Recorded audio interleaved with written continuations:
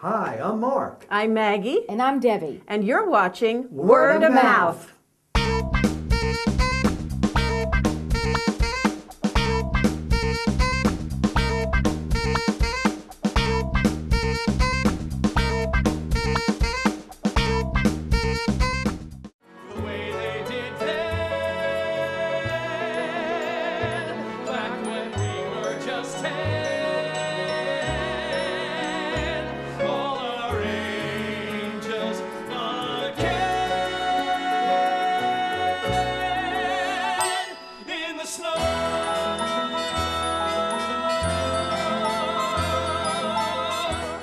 Tonight we saw the story of my life.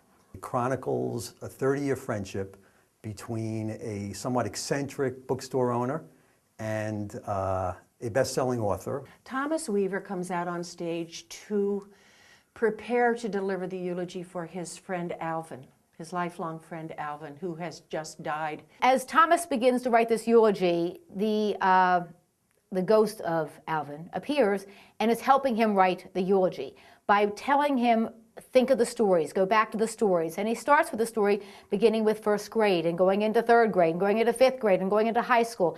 And all of these stories which explain their relationship go into making this musical. A large part of the play is devoted to him trying to understand and come to grips with why the relationship fell out of bed, why he lost this friendship, which was so dear to him for so many years growing up together. Will Chase played Thomas.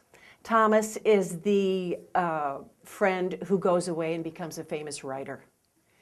And he played it beautifully. He had the right look. He had almost a look of cynicism once in a while, a little more worldliness, and he would sort of look down upon his friend. Malcolm Gets It, though, was terrific, and he played it with aplomb. He did it in a way that you could see. You can see he really related to the character. He was very creative, and it just appealed on a lot of levels. He is delightfully quirky. He plays the role so beautifully.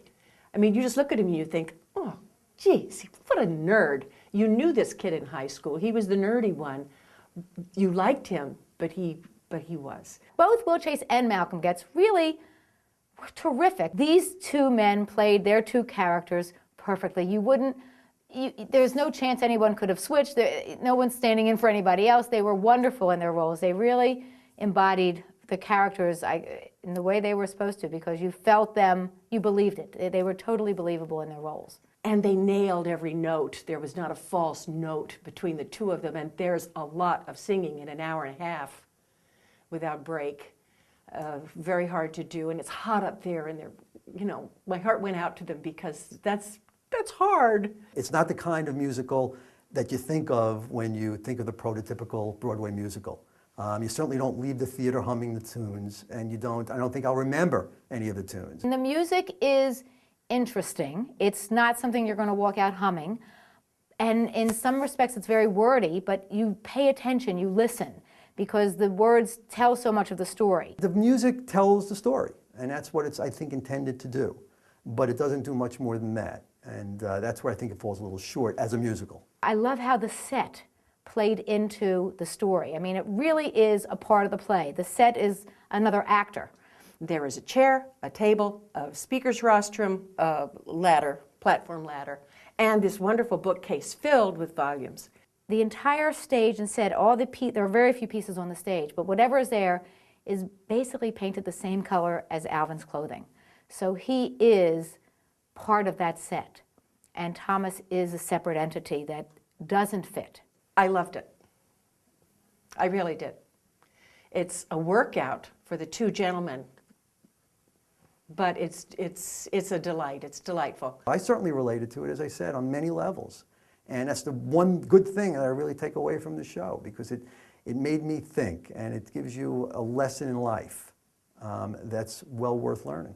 I cried a lot at the end. I mean, it was just very moving as this whole picture, this puzzle comes together at the end, and I found it incredibly moving. It's just delightful. It's a lovely story. It's a story of friendship. It does make you want to go home and call your friend. you know, make sure they're still there and that you still love them and they still love you and that you're not hurting one another. It's a beautiful story. It's not the kind of thing I think I would tell people to rush out and go see. It's the kind of show that makes you think, as I said, but it's not a very memorable show on a lot of levels. It's enjoyable, and it's certainly not a dud by any means. But I think there are some better things out there, particularly if you're interested in a musical. Who would I recommend it to? Anyone who wants to go. Anyone who's watching this video, I would recommend it to, because you won't be disappointed, you're engaged.